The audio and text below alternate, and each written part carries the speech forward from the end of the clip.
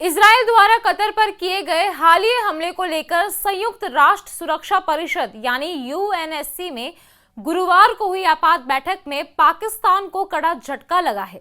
Mr. President, Pakistan is another state sponsor of terror. Mr. President, Pakistan is another state sponsor of terror. बैठक के दौरान Canada मूल के मानव अधिकार वकील और यूएन वॉच के कार्यकारी निदेशक हिलेल न्यूअर ने एक ऐसे बयान से पाकिस्तान को वैश्विक मंच पर शर्मसार कर दिया है जो अब सोशल मीडिया से लेकर अंतर्राष्ट्रीय मीडिया तक सुर्खियों में है। बैठक का मुख्य एजेंडा इजराइल द्वारा कतर में की गई सैन्य कार्रवाई था।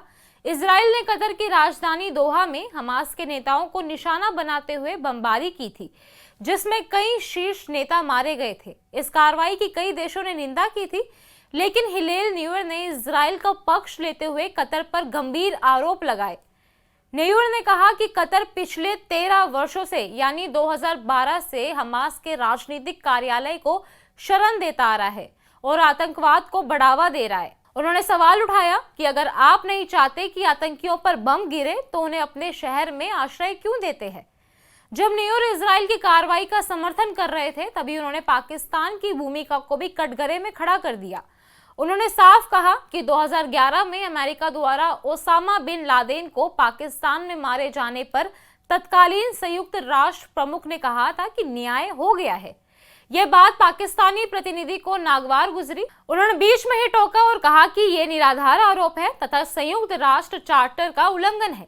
लेकिन न्यूअर ने मौके का फायदा उठाते हुए अपना भाषण खत्म करते समय कहा कि पाकिस्तान आतंकवाद को बढ़ावा देने वाला एक और देश है। Mr. President, Pakistan is another state sponsor of terror. Mr. President, Pakistan is another state sponsor of terror. ये वाकई मात्र 4 सेकंड में कहा गया, लेकिन इसी ने पूरी दुनिया का ध्यान खींच लिया।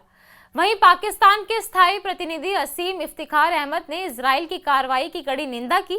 उन्होंने इसे बेशर्म और अवैध हमला बताया। साथ ही उन्होंने कहा कि यह हमला कतर की संप्रभुता का उल्लंघन है। उन्होंने संयुक्त राष्ट्र चार्टर के अनुच्छेद का हवाला देते हुए कहा कि किसी भी देश की क्षेत्रीय अखंडता और राजनीतिक स्वतंत्रता पर बल का प्रयोग या धमकी देना अस्वीकार्य है। उन्होंने कतर के साथ पाकिस्तान की एकजुटता जताई और इजराइल की कार्रवाई को अंतर्राष्ट्रीय कानून का उल्लंघन बताया। वहीं हिलेल न्यूअर का पूरा भाषण एक रणनीति का हिस्सा था। उन्होंने इजराइल पर हुए हमले की निंदा करने वाले देशों और नेताओं की दोहरी नीति का उजागर किया। उन्होंने बताया कि वही शक्तियां और इजराइल की निंदा कर रही है जो अमेरिका द्वारा पाकिस्तान में आतंकवादी हमले पर न्याय की बात करती रही है। इस तरह के जरिए उन्होंने अंतर्राष्ट्रीय मंच पर यह संदेश दिया कि आतंकवाद के खिलाफ कार्रवाई को लेकर वैश्विक शक्तियों का रवैया सम्मान नहीं है। इस बहस में उन्होंने पाकिस्तान को सीधे निशाने पर लिया। हिलेल न्यूअर का यह बयान जैसे ही सामने आया, सोशल मीडिया प्लेटफॉर्म पर इसे लाखों बार देखा जाने लगा। लोगों ने पाकिस्तान की सैन्य नीति, आतंकवाद पर उसकी भूमिका और दोहरे मानदंडों को लेकर बहस शुरू कर दी। भारत समेत कई देशों में इस बयान को पाकिस्तान पर अंतर्राष्ट्रीय सवाल खड़े करने वाला माना गया। अब इसे राजनीतिक और कूटनीतिक असर क्या पड़ा है, ये आपको बताते हैं। आतंकवाद को लेकर पाकिस्तान की भूमिका पहले से विवादों में रही है। न्यूअर के बयान ने इसे और उजागर कर दिया है। भारत वर्षों से पाकिस्तान पर आतंकवाद को शरण देने और समर्थन करने के आरोप लगाता रहा है। इस बयान ने उन आरोपों को अंतर्राष्ट्रीय स्तर पर विश्वसनीयता दी है। संयुक्त राष्ट्र में पाकिस्तान की आवाज पहले से कमजोर मानी जाती रही है। ऐसे में यह बयान उसकी कूटनीतिक स्थिति को और नुकसान पहुंचा सकता है। यह बयान पाकिस्तान की सरकार और सैन्य प्रतिष्ठान पर मनोवैज्ञानिक दबाव बनाता है, क्योंकि वैश्विक मंच पर उसकी भूमिका पर सवाल उठाए जा रहे हैं। संयुक्त राष्ट्र में हिलेल न्यूअर का बयान महज एक टिप्पणी नहीं, बल्कि पाकिस्तान की सैन्य और राजनीतिक नीति पर अंतर्राष्ट्रीय सवाल उठाने वाला बयान है। Israel targeted my country, which is a mediator in the conflict.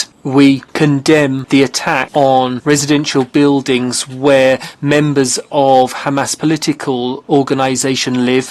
This is a flagrant violation of international conventions. Our solidarity is with the state of Qatar in the face of the illegal bombing by Israel. We condemn the Israeli attack, which has targeted the state of Qatar. Israel's state terrorism, which we condemn, spreads to new countries and targets even the mediators. We stand with Qatar. We also strongly condemn Israel's unlawful and heinous bombing in Qatar. Violation of sovereignty and international law. Mr. President, we have heard a lot about international law from the world's worst violators of international law.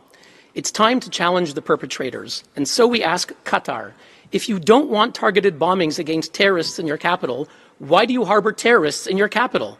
Terrorists who are still holding hostages, torturing them, and rejecting peace deals.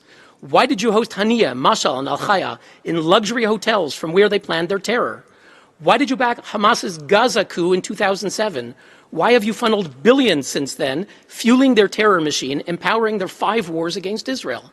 Why did you blame Israel for October 7th, absolving Hamas of massacring 1,200 Israelis, Americans, and others? Why is your state-owned Al Jazeera serving as the terror group's non-stop propaganda arm? Why do you act as a mediator by day and a terror sponsor by night? Mr. President, the record shows Qatar is a state sponsor of terror. The Gulf states said so in 2017 when they suspended ties with Qatar. Now, yesterday, Antonio Guterres and French President Macron condemned Israel. But when the U.S. killed bin Laden in Pakistan, the UN chief at the time celebrated that, quote, justice has been done to such a mastermind of international terrorism. France called it a victory for all democracies. We ask both. How is this different? Now, when Israel captured the Nazi Adolf Eichmann, rescued the hostages at Entebbe, and destroyed Saddam's nuclear reactor, the UN condemned Israel. Each time... Sorry, I have a point of order. Sorry, a delegation of Pakistan. Thank you, Mr. President. While we believe in constructive engagement with the civil society organizations and value their inputs, we urge you to ensure that no speaker violates the principles and purposes of the UN Charter and the territorial integrity of sovereign member states. We reject casting unfounded accusations and allegations. Thank you. Points of order are on procedural issues, not on substantive issues. I give the floor back to United Nations Watch for 4 seconds. Mr. President, Pakistan is another state sponsor of terror. ये घटना इस बात का संकेत देता है कि आतंकवाद के मुद्दे पर पाकिस्तान की भूमिका अब दुनिया की निगाहों में आ चुकी है। इजराइल कतर विवाद की आड़ में पाकिस्तान की नीति उजागर हुई है और उसका बचाव करने की कोशिश उल्टी पड़ गई है। साथ ही ये भी साफ हो गया है कि आतंकवाद पर वैश्विक विमर्श अब केवल बयानबाजी तक सीमित नहीं है, बल्कि देशों की साख और विश्वास पर असर डाल रहा है। अब आगे देखना यह होगा कि पाकिस्तान इस बयान के बाद अपनी छवि बचाने के लिए क्या कदम उठाता है और क्या वाकई अंतर्राष्ट्रीय समुदाय आतंकवाद पर सख्त रवैया अपनाता है या नहीं।